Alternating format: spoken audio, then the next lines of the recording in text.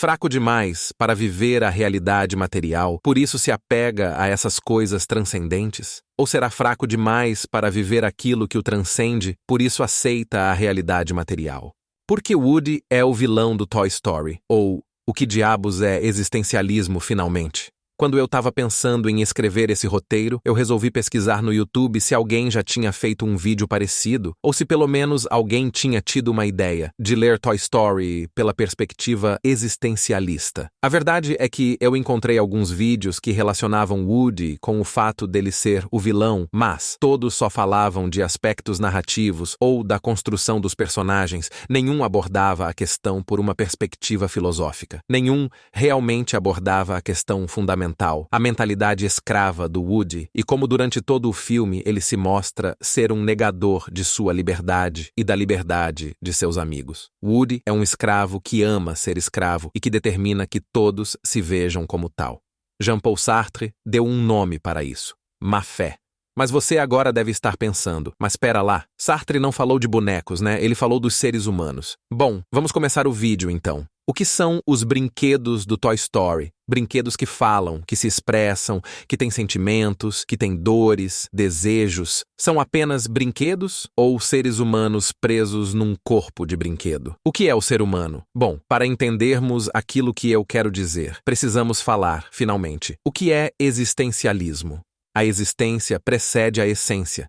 Quando consideramos um objeto fabricado, como uma tesoura, por exemplo, esse objeto foi fabricado por um artesão, inspirado em um conceito, em uma ideia, numa função definida previamente. Ou seja, ele tinha uma fórmula para fabricar. Desse modo, a tesoura é simultaneamente um objeto que se produz de determinada maneira e que, por outro lado, possui uma utilidade definida. E não se pode supor que um homem produza uma tesoura sem saber para que esse objeto serve, ou seja, para a tesoura. A essência precede a existência. Desse modo, a presença diante de mim de tal tesoura está determinada. Não há possibilidades de mudança. Bom, até aqui tudo certo. Caso os brinquedos fossem como a mãe do Andy ou o Sid veem, apenas pedaços de plástico e sem vida, sem vontade e principalmente sem liberdade. Mas os brinquedos aqui não são assim. Eles apenas fingem ser assim na frente dos humanos, mas por trás disso, eles têm uma vida, conversam, fazem planos, têm vontade, têm liberdade de agir. Eles não são como tesouras. Eles são outra coisa. Eles são humanos, pois a sua existência precede a essência. Por quê? Porque eles têm liberdade. Mas espera lá. O que significa aqui que a existência precede a essência? Significa que quem tem consciência, como nós humanos e como os brinquedos do Toy Story, existem primeiro, surgem no mundo e se definem em seguida. Woody é alguém que acredita que a sua essência é ser um brinquedo do Andy e fazer tudo o que ele quer. Esse é o sentido de sua vida, porque ele e todos os outros são apenas brinquedos. Essa é a sua essência. Não importa se eles são brinquedos totalmente distantes de objetos comuns que aparecem durante todo o filme, como a cadeira ou as mesas da casa. Para Woody, Andy é como um deus para ele. Num primeiro momento parece até que é Buzz, que é o iludido, que vive numa ideologia, e Woody é quem vai acordá-lo para o mundo real, tirá-lo da caverna para usarmos uma alegoria de Platão, já muito conhecida. Mas não, Buzz é o verdadeiro Übermensch de Nietzsche, pronto para viver, pronto para sair pelo mundo e abraçar toda a sua liberdade, e existir no mundo da maneira que ele quer. Woody quer apontar para a matéria, para o materialismo, para o plástico. E nisso, na verdade, ele está absolutamente preso na sua própria ideologia, na sua própria limitação existencial autoimposta. Buzz olha para a mente, para o transcendental. Woody olha para a matéria e abraça suas limitações, aceita elas passivamente e defende que precisamos se adequar àquilo que se impõe sobre nós. Você é só um brinquedo. Sartre veria Woody como um completo covarde, alguém que não enfrenta a sua liberdade dada, alguém que se abraça numa falsa essência de brinquedo, de servir para o outro e nega todas as possibilidades de existência, tanto dele quanto daqueles que estão à sua volta. Se o homem, na concepção do existencialismo, não é definível, é porque ele não é inicialmente nada. Ele apenas será alguma coisa posteriormente e será aquilo que ele se tornar. Assim, não há natureza humana, pois não há um Deus para concebê-la. Jean-Paul Sartre. Voltemos para o exemplo da tesoura. Ela foi criada com um propósito: cortar. Essa é a sua função, sua razão de existir. Se na hora de projetar uma tesoura não tiver contida nela a capacidade de cortar, então não é uma tesoura. Mas e o ser humano? Qual a sua função? Qual a sua essência? Não há. Não há essência. Há apenas existência. Você pode pensar, por exemplo, meus olhos são minha essência. Eles me permitem ver a beleza do mundo, ver o corpo das mulheres, os olhos do meu filho, ou o sorriso da minha mãe. Eu vejo tudo desde que eu nasci. Mas você pode, amanhã mesmo, sofrer um acidente e, de repente, você perde a sua visão. Essa característica da sua existência que você julga ser a condição necessária para viver nesse mundo vai embora. Para sempre. Aquilo que você julgava tão essencial e natural para você, evapora. Você se vê de mãos vazias, desamparado. Você olha para cima e grita o nome dele, mas resta apenas o silêncio como resposta. E você se vê obrigado a se adaptar a uma nova forma de existir, você é obrigado a continuar a existir. Nada é necessário, tudo é contingente. É tanto uma condenação quanto um milagre. E você será obrigado a continuar existindo. Sabe por quê? Porque não há ninguém para garantir que isso não seja permitido. Não há alguém por trás que impeça que um bebê nasça sem cérebro, pois o homem não tem essência, não tem criador. Está jogado no mundo, condenado a ser livre, condenado a se adaptar a toda e qualquer condição nova de existência até que alguém tire a sua vida.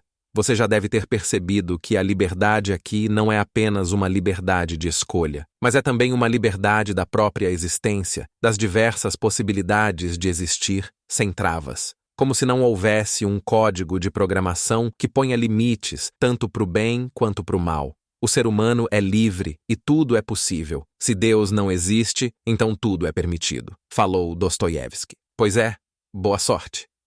Haha, disse Sartre. Não há um momento em que o mundo pare e fale para a existência humana. Bom, até aqui já basta, não pode passar daqui. Um ser humano sem os olhos ainda é ser humano, sem as pernas e os braços, numa realidade virtual como em Matrix, metamorfoseado num inseto monstruoso e dentro de um brinquedo de plástico? É claro que sim. Todas são formas possíveis de existir como humano consciente. Não há natureza humana. O que seria essa natureza humana? Seria uma essência, seria algo garantido por alguém que protegesse um padrão mínimo de existência humana ou que desse alguma direção correta, pré-definida. Daqui não passa, deixa que eu garanto. Mas passa sim. O ser humano está abandonado, desamparado, jogado no mundo, sem rumo, livre, completamente livre. Para o bem, mas também para o mal. Muito mais para o mal, na verdade. E os brinquedos do Toy Story também. A prova é que eles fazem escolhas. Só humanos fazem escolhas. O próprio Woody precisa decidir no segundo filme se volta para a casa do Andy ou se vai ajudar a sua nova turma de amigos. A sua conclusão é que ele precisa voltar para o Andy, pois servir ao Andy é sua função de existir no mundo. Uma decisão completamente consciente. Má fé. Má fé é um conceito filosófico cunhado primeiramente pelo filósofo existencialista Jean-Paul Sartre, para descrever o fenômeno onde alguém nega sua liberdade absoluta, preferindo comportar-se como um objeto, como coisa. Woody parece ficar feliz apenas quando ele está sendo brincado pelo Andy, quando ele finge ser um objeto inanimado, quando ele sacrifica toda a sua subjetividade, que é o momento que Andy entra no quarto e todos eles precisam fingir ser aquilo que eles não são de verdade. Os outros brinquedos querem se divertir, jogar dama, jogar videogame, mas Woody só se preocupa com o Andy. Tudo é sobre o Andy. Buzz, quando entra na história, parece estar completamente deslocado. Ele age como se realmente fosse um astronauta. Parece que ele tinha uma vida antes de se tornar brinquedo. Ele também vive na ideologia. Mas não é a ideologia materialista do Woody. Ele simplesmente não percebeu que é feito de plástico. Mas o mais importante, a sua consciência ainda é a mesma. Tirando o material, ele ainda vive como um verdadeiro astronauta. E essa é a verdade. O filme todo a gente vê o Woody se irritando com essa postura idealista, digamos assim, do Buzz. Mas o que o Woody não consegue perceber é que ele vive numa ideologia muito pior, a de que ele é apenas um brinquedo que tem como função servir ao seu dono, sacrificando toda a sua liberdade dada. Buzz quer viver o seu sonho. Ele não se rende à materialidade do plástico que ele se vê preso, ao corpo de plástico que ele não consegue sair. Ele não liga para isso. Ele tenta transcender essas limitações. O Garra é nosso mestre. Ele escolhe quem vai e quem fica. Isso é ridículo, responde Woody. Eu adoro essa cena. É engraçado ver o Woody debochando dos pequenos aliens. Mas o que o Woody não conseguiu perceber é que ele trata o Andy igualzinho aos aliens tratam o Garra. Escravos de sua vontade, escolhe quem vai e quem fica, quem vai brincar e quem vai ficar no baú, quem vai para a prateleira e quem vai ficar em cima da cama, quem vai acompanhar eles para o Pizza Planet ou quem vai ficar em casa.